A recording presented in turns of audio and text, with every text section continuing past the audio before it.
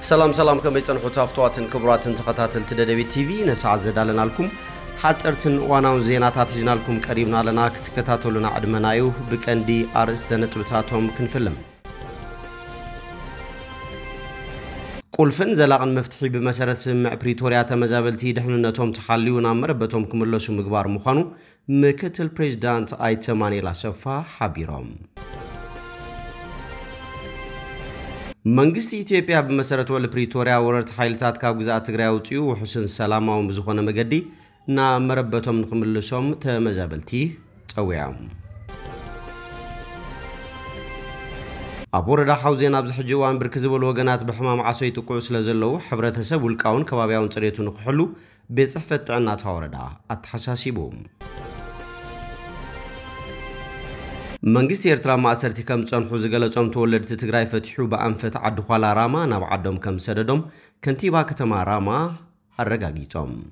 ናብ ዝርዝሩ ሰይርና ለና ምስዕለታው ዜናታት ቢንያም ሓድሽ ሰናይ ምክትታል ቁልፍን ዘላቅን መፍትሒ በመሰረት ስምዕ ፕሪቶሪያ ተመዛበልቲ ድሕንነቶም ተሓልዩ ናብ መረበቶም ክምለሱ ምግባር ምዃኑ ምክትል ፕሬዝዳንት አይተ አማኑኤል አሰፋ ሓቢሮም ምክትል ፕሬዝዳንት ግዚያው ምሕዳር ትግራይ አይተ አማኑኤል አሰፋ ምስ ዳይሬክተር ቤት ጽሕፈት ምትሕብባር ሰብአዊ ጉዳያት ውድብ ሕቡራት ሃገራት ኦቻ ክፍሊ አፍሪካ ኪዮኮ ኦኖ ኣብ ከተማ ሽረ እንዳስላሴ ተራኺቦም ዘትዮም ኣብቲ መድረኽ ዘተ ብዛዕባ ህልው ኩነታትን ዘላቂ መፍትሕን ተመዛበልትን ተዛመድቲ ጉዳያትን ከምኡውን መንግስቲ ኢትዮጵያ ዝኽተሎ ዘሎ ካይዳን ቁዋም ግዚያው ምሕዳር ትግራይን ዝምልከት ሓጺር መብርሂ ከም ዝተወሃበ አይተ አማኑኤል አሰፋ ወሲኾም ገሊጾም እቲ ቁልፍን ዘላቅን መፍትሒ ተመዛበልቲ ድሕንነቶም ተሓልዩ ናብ መረበቶም ክምለሱ ምግባር ምዃኑ ከም ዝገለጹ ዘረጋገጹ አይተ አማኑኤል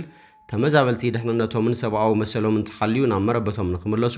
ብመሰረት ስምዕ ፕሪቶሪያ ኣብ ምዕራብ ትግራይ ይኹን ኣብ ካልኦት ከባብታት ዘለዉ ዕጡቃት ክወፁ ዘይሕጋዊ ምሕደራታት ክፈርሱን ሓደሽቲ ሰፈርቲ ክለቁን ምግባር ከም ዝግባእ ምሕባሮም ረድዮም ካብ ኣፍልጦ ግዚያዊ ምሕዳር ትግራይ ወጻኢ መንግስቲ ኢትዮጵያ ብዘይውሕስ መገዲ ተመዛበልቲን ምምላስ ምስ ዓለም ለኸ ትካላት ይሰርሕ ከም ዘሎም ሲሉ ዘውፅኦ ዘሎ ሓበሬታታት ዝምልከት ዘለዎም ሓሳብ እውን ኣብ ትምይጥ ከም ዝተለዓለ ጠቒሶም ብወገን ወኪላት ውድብ ሕቡራት ሃገራት ካብ መትከላት ሰብኣውነትን ዓለማዊ ኣሰራርሓን ወጻኢ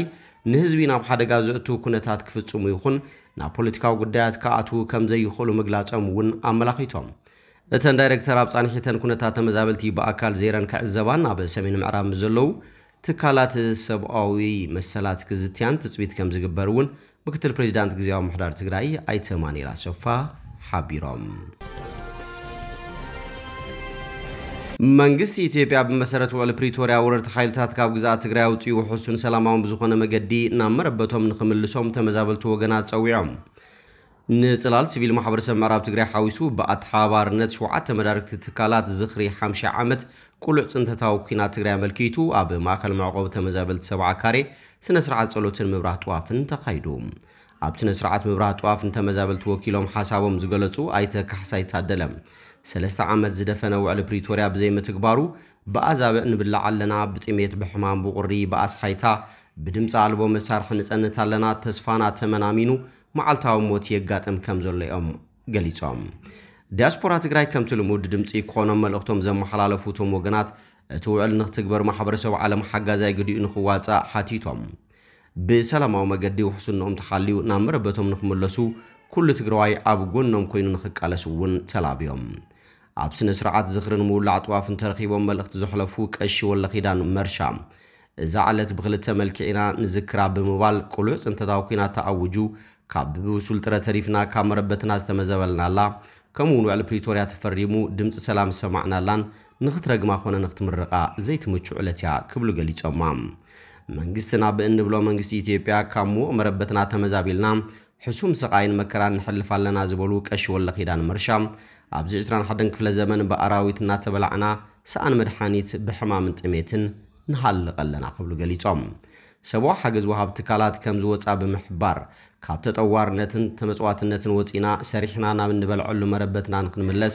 መንግስቲ ትግራይ ፌደራል መንግስቲ ማሕበረሰብ ዓለምን ሓላፍነቶም ንኽዋጹ ተማሕጺኖም ብፍላይ መንግስቲ ኢትዮጵያ በመሰረቱ ውዕል ፕሪቶሪያ ወረርት ኃይልታት ካብ ግዛት ትግራይ አውጪው ውሕስን ሰላማውን በዝኾነ መገዲ ናብቲ እንናፍቆም ወቅ መረበትና ክምልሰና ብጥብቂን ሓትት ክብሉ ገሊጾም ዕላማን ኣድላይነትን ናይቲ ዝኽሪ ዝገለጾ ኣካየደ ስራሕ ጽላል ሲቪክ ማሕበረሰብ ምዕራብ ትግራይ ምስግና ዘርኡ ፍትሒ ንምምጻእ ዓለም ኣብ ልዕልና ዝበጽሐ ግፍዕታት ኣፍልጦ ክትህቦ ገበነኛታት ድማ ተሓተቲ ክኾኑ ንምግባርን ከምዚ ዓይነት ግፍዕታት ኣብ ካሊእ ቦታ ከይደጋገም ንምግባር ታሪኽና ንምዝካርን ንምዕቃብን ዝዓለመ እዩ ክብሉ ገሊጾም ብተደጋጋሚ ተጋሩ ንምጥፋእ ዝግበር ዝነበረን ዘሎን ፈተነ ሕጂ እውን ከም ዘይተቋረጸን መልክዑ ዝቐየረ ጽንተት ይካየድ ከም ዘሎ ዓለም ክፈልጦ ድምጽና ክነስምዕ ይግባእ ኢሎም እቲ ዝኽሪ ናይ ኩሉ ትግራይ ምዃኑ ኣሚንና ሓድነትና ኣጠናኺርና ንፍትሒ ክንቃለስን ከምዚ ዓይነት ግፍዕታት ከይደጋገም ክንሰርሕን ብሓባር ቃል ክንኣቱን ይግባእ ክብሉ ገሊጾም ኣብ ወረዳ ሓውዜን ኣብዚ ሕጂ እዋን ብርኪ ዝበሉ ወገናት ብሕማም ዓሶ ይትኩዑ ስለ ዘለዉ ሕብረተሰብ ውልቃውን ከባቢያውን ፅሬቱ ንክሕሉ ቤት ጽሕፈት ጥዕና እታ ወረዳ ኣተሓሳሲቡ ሓላፊ ቤት ጽሕፈት ጥዕና ወረዳ ሓውዜን ኣይተ ተስፉ ገረዝጌር ሕማም ዓሶ ግቡእ ውልቃውን ከባቢያውን ፅሬት ብምክያድ ምክልኻል ዝከኣል እኳ እንተኾነ ሕብረተሰብ ብሰንኪ ኣብ ውልቃውን ከባቢያውን ፅሬት ዘርእዮ ዘሎ ሸለልትነት ኣብዚ ሕጂ እዋን ብርኪ ዝበሉ ወገናት ንሕማም ዓሶ ይቃልዑ ምህላዎም ሓቢሮም ኣብ ወረዳ ሓውዜን ካብ ዝርከባ 23 ጣብያታት እተን 8 ጣብያታት ንሕማም ዓሶ ኣዝየን ተቃልዓቲ ከም ዝኾና ዝሓበሩ ኣይተ ተስፉ ገብረ እግዚአብሔር ሕብረተሰብ ሰኣን ክገብሮ ዝግብኦ እኹል ጥንቃቐ ኣብ ጣብያታት ቆራሮን ዓዲ በለውን ብርኪ ዝበለ ሕብረተሰብ ብሕማም ዓሶ ከም ዝተጠቅዐ ኣብሪሆም ተወካሊት ዳይሬክተር ጣብያ ጥዕና ቆራሮ ሲስተር ለተገብርኤል ሓጎስ ከም ዝገለጾም ኣብዞም ዝሓለፉ 4 ኣዋርሕ ጥራይ ኣብ ጣብያ ጥዕና ቆራሮ ምርመራ ካብ ዝተገበረሎም ልዕሊ 1600 ወገናት እቶም ልዕሊ 900 ዝኾኑ ወገናት ሕማም ዓሶ ከም ዝተረኸቦም ሓቢረን ኣብ ጣብያታት ቆራሮን ዓዲ በለውን ተኸሲቱ ዘሎ ሕማም ዓሶ እናተላብዐ ከይኸይድ ሰሙያ ጥዕና ወረዳን ጣብያን ቁሸት ኣመራርሓ ጥዕናን መዳርግቲ ኣካላትን ብሓባር ኮይኖም ዕለታዊ ፈተሻ ክትትልን ጎስጓስን እናካየዱ ኣቐዲምካ ንምክልኻል ዝኽእል ስራሕቲ ይሰርሑ ምህላዎም እቶም ሓላፊ ቤት ጽሕፈት ጥዕና ወረዳ ሓውዜን ኣመላኺቶም ሕብረተሰብ ንመራብሒ ጣንጡ ዝኾኑ ቦታታት ከዓጽድ ክደፍንን ከጽፍፍን ዛንዜራ ኣብ መዓሉ ኣውዒሉ ብዝግባእ ክጥቀምን ብሓፈሻ ንውልቃውን ከባቢያውን ፅሬት ቀዳምነት ሂቡ ጥዕንኡ ሕሲ ክገብርን ዝኾነ ምልክት ሕማም እንትስምዖ ድማ ቀልጢፉ ኣብ ቀረቡ ናብ ዝርከብ ጣብያ ጥዕና ብምኻድ ንኽምርመርን ኣይተ ተስፉ ገብረ እግዚአብሔር ኣተሓሳሲቦም ክብል ሓበሬታን ርክብን ወረዳ ሓውዜን ጸብጺቦም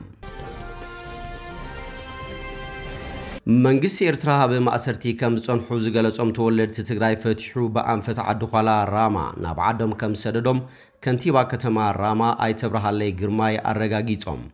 እቶም ተመለስቲ ኣብ ዝሃብዎ ሓበሬታ ካብ ቀይዲ ምስ ተፈትሑ ብዛዕባ ቀጻሊ መደቦም መንግስቲ ኤርትራ ምርጫ ከም ዘቕረበሎም ክፍለጥ ተኻኢሎም ካብቶም ዝተፈትሑ እቶም 38 ብገዛእ ፈቃዶም ክሳብ ሩባ መረብ ተፋንዮም ናብ ትግራይ ኣትዮም ኣለዉ እቶም ዝተረፉ 62 ሰባት ኣብ ኤርትራ ወሊዶምን ተዋሊዶምን ስለ ዝኾኑ ኣብኡ ክተርፉ ከም ዝመረጹ ተፈሊጡሎም እንተኾነ ብዛዕባ እዚ ምፍታሕ ካብ መንግስቲ ኤርትራ ዝተወሃበ ዕላዊ ሓበሬታ የለን ሓደ ካብቶም ተፈቲሖም ናብ ዓዶም ዝተፋነው በየነ ገብረ ኺዳን ኣብ ኣስመራ ተወሊዱ ዝዓበየ ወዲ 32 ዓመት ይርከቦም ኣነ ኣብ ኣስመራ የተወሊደ ዓበየ ምእሰሪና ምኽንያት በቲ ዝነበረ ኩነታት ትግራይን ኤርትራን ኢና ተኣሲርና ጸኒሕና ማለት እዩ ካብ 3 ዓመት ክሳብ 6 ዝተኣሰሩ ኣለዉ ተኣሲርና ዝነበርናሉ ቦታ ድማ ዓዲ ኣብየቶ ይበሃል ካልእ ድማ ናቱ ጨንፈር ዝኾነ ማይስርዋ ይበሃል ይብል በየነ መእሰሪኡ ምኽንያት ምስን 2 ዓመት ጸንሐ ደማዊ ኩናት ትግራይ ከም ዝኾነ እዩ ዝዛረብ እቲ ኣብ ዓዲ ኣብየቶ ተኣሲሮም ከም ዝጸንሑ ዝዛረብ በየነ ብሓፈሻ 100 ሰባት ከም ዝተፈትሑን ኣብ መንደፈራ ምፍናው ከም ዝተገበረሎምን ይገልጽ በየነ ካብ ማእሰርቲ ምስ ተፈትሑ ኣበይ ክነብሩ ከም ዝደልዩ ምርጫ ከም ዝተወሃቦምን ገሊኦም ናብ ዓዶም ክምለሱ ክመርጹ ከለዉ ዝተረፉ ድማ ኣብኡ ክነብሩ ከም ዝሓረዩ ወሲኹ ተዛሪቡ ምስተፈታሕና ምረጹ ተባሂልና ኣነ ኣብ ትግራይ ዓደይ ክነብር መሪጸ ኣብ ዓድና ክነብር ስለ ዝደለና ተፋኒና እቶም ኣስታት 2 ዝኾኑ ምስተፈትሑ ኣብ ኣስመራ ክነብር ኢና እንደሊሎም ክብዝመረጽዎ ኣብኡ ተሪፎም ብምባል ወሲኹ ተዛሪቦም እቲ ምፍታሕ ናይቶም እሱራት ምስቲ ኣብ ቀረባ ኣዋናት ጽምዶ ብዝብል ብነጠፍቲ ሰባት ዝካየድ ዘሎ ርክባት ዝተኣሳሰር ምዃኑ ድማ ተገሊጹሎም ከንቲባ ከተማ ራማ ኣይተ ኣብርሃለይ ግርማይ ካብቶም ዝተፈትሑ ተጋሩ 38 ብገዛእ ፈቃዶም ብኣንፈት ራማ ብሩባ መረብ ናውቱ ልዳ ዓዶም ትግራይ ተፋንዮም ክብል ገሊጹም ኣስታት 100 ዝኾኑ ተኣሲሮም ከም ዝነበሩኦም ሓበሬታ ሂቦምና ዘለዉ ካብኣቶም ብፈቃዶም ንዓድና ኢና ንኸይድ ኢሎም እቶም 38 ብራማ ግንባር ብሩባ መረብ መንግስቲ ኤርትራ ኣቐቢሉና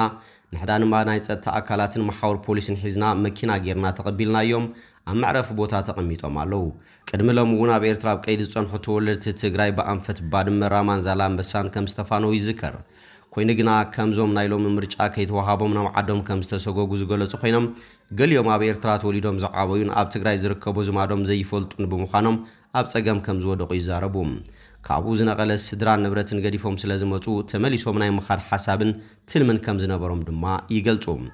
ምስቲ ግጭት ብዝተኣሳሰር ሰራዊት ኤርትራ ብዙሓት ተወለድቲ ትግራይ ካብ ገለ መዋስንቲ ከባብታት ትግራይ ብፍላይ ድማ ካብ ከባብታት ኢሮብ ጨዊ ከም ዝወሰደ ዝኽሰስ ኮይኑ ብዛዕባ ኩነታቶም ዝተወሃበ ሓበሬታ የለን